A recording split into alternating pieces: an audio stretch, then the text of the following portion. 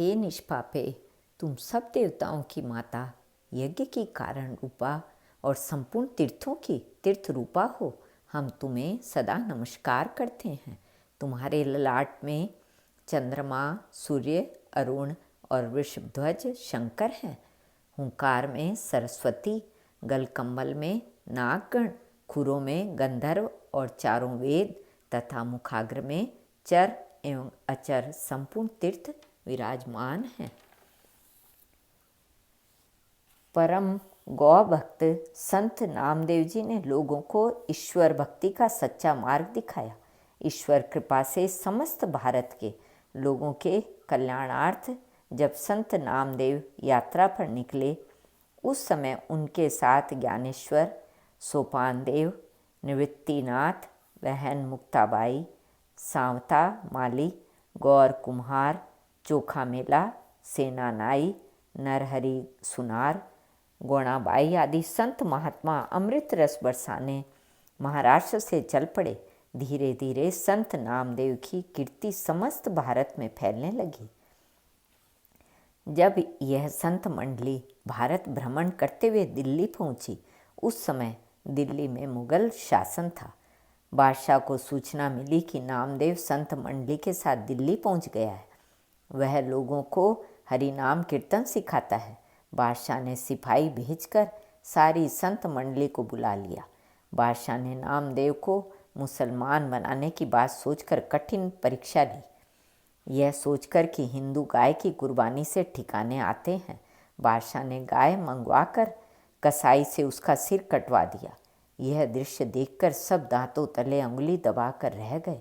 शांत एवं गंभीर वातावरण को चीरती हुई बादशाह की आवाज़ आई, नामदेव, यदि तुम सच्चे फकीर हो तो इसे जीवित करो। गाय की ओर इशारा कर कहा, तभी हिंदू पर तुम्हारा प्रेम माना जाएगा। यदि गाय जीवित नहीं हुई तो तुम्हारे संतपन को ढोंग मानकर तुम्हारा सिर कलम कर दिया जाएगा। नामदेव जी ने कहा, मुझ में कोई शक्ति नहीं, जो प्रभु को स्वीकार होता है वही होता है। इस संसार से सभी को एक दिन जाना है। बादशाह ने कहा, नामदेव, तुम इस्लाम धर्म स्वीकार करो, नहीं तो तुम्हें छोड़ दिया जाएगा। नामदेव बोले, नहीं नहीं, ऐसा नहीं हो सकता। इस उत्तर से बादशाह क्रोध से तमतमा उठा और उसने आदेश दिया, इसे मतवाले हाथी के नीचे कुचलवा डालो। मतवाला हाथी नामदेव पर वार करता, परंतु भगवान विट्ठल की कृपा से बच जाते। अब नामदेव जी के एक हाथ में वीणा थी, दूसरे में करताल तथा पैरों में बेड़ियां। नामदेव जी द्रवित हृदय से भगवान को पुकारने लगे, हे प्रभु, शीघ्र आओ, गाय को जीवन देकर धर्म की रक्षा करो। नामदेव जी की आंखों से अविरल अश्रुधारा बह रही थी। नामदेव बार बार यही कह रहे थे कि मुझ में कोई शक्ति नहीं, जो प्रभु करता है वही होता है। इस घटना के समय गोणाबाई भी वहाँ पर थी। अपने पुत्र की ऐसी दशा उसने देखी नहीं गई। बोली, हे नामदेव, तुम विट्ठल का नाम छोड़कर अल्लाह का नाम ले। नामदेव बोले, ऐसा उपदेश करने वाली तू मेरी माता नहीं, मैं तेरा पुत्र नहीं। कहा जाता है कि निश्चित समय बीतने से पूर्व भक्तवत्सल आनंद कंद भगवान विट्ठल अपने वैकुंठ से गरुड़ पर चढ़कर वहाँ आए और उन्होंने मृत गाय को जीवित कर दिया। बछड़ा गाय का दूध पीने लगा। गाय नामदेव को चाटने लगी। वात्सल्य मूर्ति भगवान विट्ठल का मधुर एवं सुरीला बोल सुनाई दिया, नामदेव, तुम धन्य हो। धर्म और प्यारी गाय की रक्षा हेतु अपने प्राणों को न्यौछावर करने वाले नामदेव धन्य हो। फिर भगवान अंतर्ध्यान हो गए। बादशाह शर्म से पानी पानी हो गया। नामदेव जी के आगे झुक गया, क्षमा मांगने लगा और नामदेव जी का आदर सम्मान करने लगा। संत नामदेव जी महाराज ने गाय की बहुत सेवा की। स्वयं उनके घर पर गाय थी, जिसका दूध वे प्रभु को पिलाकर धन्य होते थे।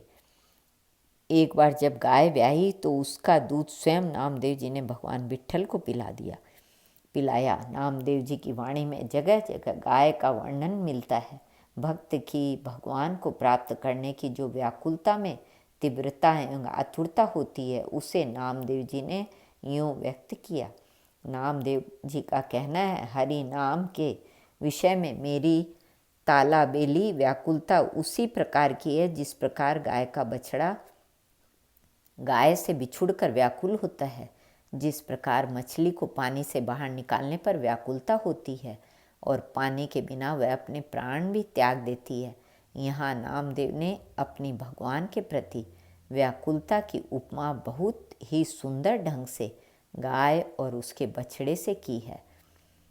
हिंदू और मुसलमानों को गाय का महत्व समझाते हुए कहते हैं, गाय के लिए क्या हिंदू क्या मुसलमान खेत, उसके लिए सारी धरती एक है। गाय दूध देते समय भी कोई भेदभाव नहीं करती, उसका दूध बिना भेदभाव सब सेवन करते हैं। तो तुम यह भेद क्यों करते हो?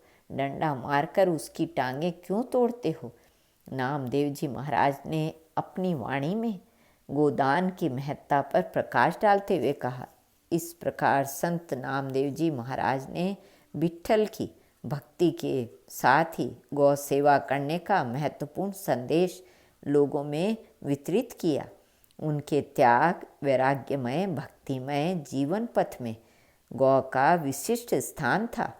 यहाँ तक कि उन्होंने गौ माता की रक्षा के लिए अपनी कुर्बानी की प्रतिज्ञा कर ली।